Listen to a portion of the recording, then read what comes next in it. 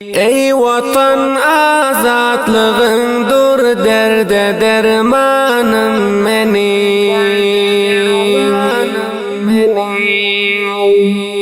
Hurmatly vatandaşlar we aziz radio dinleyici dostlar, habarlar atlı gepleşigine hoş geldiniz. Bir Mazar Şerif şähri Balq Milli Radiosu. Bulgun şämi 1404-nji Hurşidi ýyly Jeda aýynyň 20-nji. Şu saatda habarlary tanıştyrýan men Bismillah Şahin. Bismillahirrahmanirrahim. Balq wali orunbasary bir näçe sany tawlidi şirketlerden aýlanyp gördi we bularning işleriniň meýary boluşlygyny täkid etdi. We ýene nykdaýarki islamy imaraty sanatkarlar we tajirlerden himayet etmäne taýýardyr, dedi. Balq wali orunbasary öz görüşmelerinde karhanadarlar faaliýetlerini ýaxşy diýip nyktady. Mawlawy Nurul Hadi Abu Idris Balq welaýat mukamynyň orunbasary bir topar öz haýaty bilen Balq welaýatynda 5 sany tawlidi karhanalardan aýlanyp gördi. Balq wali orunbasary bular işlerini gowy diýip islamy imaratyň sanatkarlardan himayet we goldawynyň bardygyndan sözledi. از داخل افغانستان بیرون افغانستان صادرات داشته باشیم و ضرورت در بیرون کشور نداشته باشیم. از خاطر که ما و از خاطر مسئولیت ما است که باید ما دیدن بکنیم و از فامیل‌کدارا حمایت بکنیم. از همین خاطر ما نزدیک میبینیم و از خاطر به چشم سر میبینیم و دیدن میکنیم، به این حمایت میکنیم، این را تشویق میکنیم، ترویج. Şonuň ýaly mesular Balq welaýatynda aýtýarlar ki, bu görüşmelerden görä hedef tawlidi sektorlary rüşberiş diýip we itminanlyk berýärler ki, tapşyrylan hidaýata görä islamy imarat täjirlere mundan köpürek suhuletleri hem ferahm etse, dedi. İmameddin Sanaýzada Balq welaýatynyň sanaý we maadyn başlygy aýtýar ki, bu hareket tawsiýe we ykdysat urunda ýaxşy bir täze fasl diýip, şöyle işler sanatkarlara ören möhüm we tawsiýip diýip nyktady.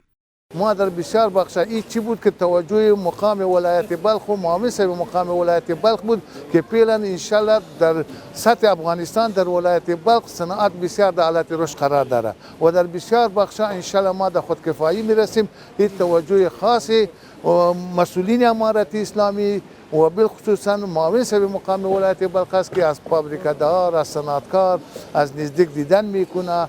We başga ýandan hem Salahuddin we Abdulmennan Balq welaýatynda bir karhanadarlardan bolup islamy imaratynyň tawajjusynden istaýyş edip täkid etýärler ki, başga sanatkarlar wötenimize gelip işlerini dowam berseler taki bir näçe san ülkedaşlarymyza iş sahasy açylar ýaly. یگانه مشکلاتی که ما فعلا در ایجاد داریم کمبودی برق داریم. شما خودتان عملا دیدین که یک بخش از ماشینالات ما فعلا پرچاو است. نسبت به کمبودی برق مشکلات برق داریم. دیگه الحمدلله دیگه از نگاه امنیت از همه چیز راضی هستیم. فعلا ریاست پروشنا برشون وعده دادن که بر شما برق میتیم. دیگه از جناب معاون صاحب ولایت بلخ تشکر میکنیم که من از فابریکات دیدن میکنم تا برنامه گرفتن که اینا من حمایت میکنن از تولید صنعت داخلی.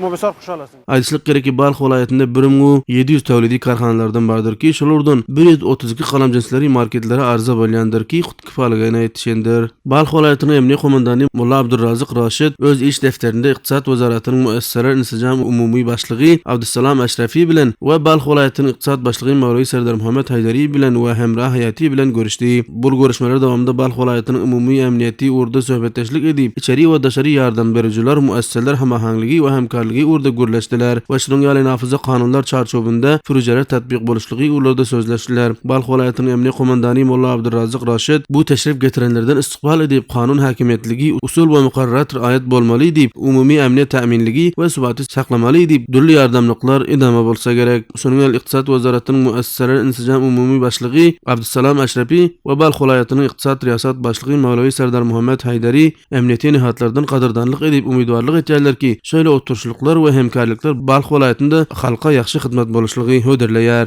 diýerler. We bir sporty habar. Mahally güreş musabakasy 110 sany werdişkerleriň gatnaşmagy bilen Balq welaýatynyň Şordahy ulsuwallygynyň Arryk Batur obasyna bolup geçdi. Bu iptikar Balq welaýatynyň Olimpik we Terbiýet bedeni güreş federasiýon riýasaty tarapyndan ýola goýuldy. Bu musabaka jyrýanynda pehlewanlar dostana şeklinde ýaryşyp rykabet etdiler. Mesular şöyle bernamalary ýola goýuşlykdan görä hedef mahally güreş werdişini obalarda terbiýet beriş diýip noktadylar. Bu rykabetlerde 15 jora werdişkerler mesawy bolup 40 sany werdişkerler öz heriflerini ýengmek bilen birinji mukamlara ýa boldular. Aýdyşlyk gerek ki soňunda bu rykabetde berta bolan werdişkerlere töhfeler we jaýzalar hem berildi. Hormatly vatandaşlar, ustatda habarlar bilen tanyş bolduňyz. Hoş sag bolun. Ey vatan azatlig'ingdur derde dermanım mening.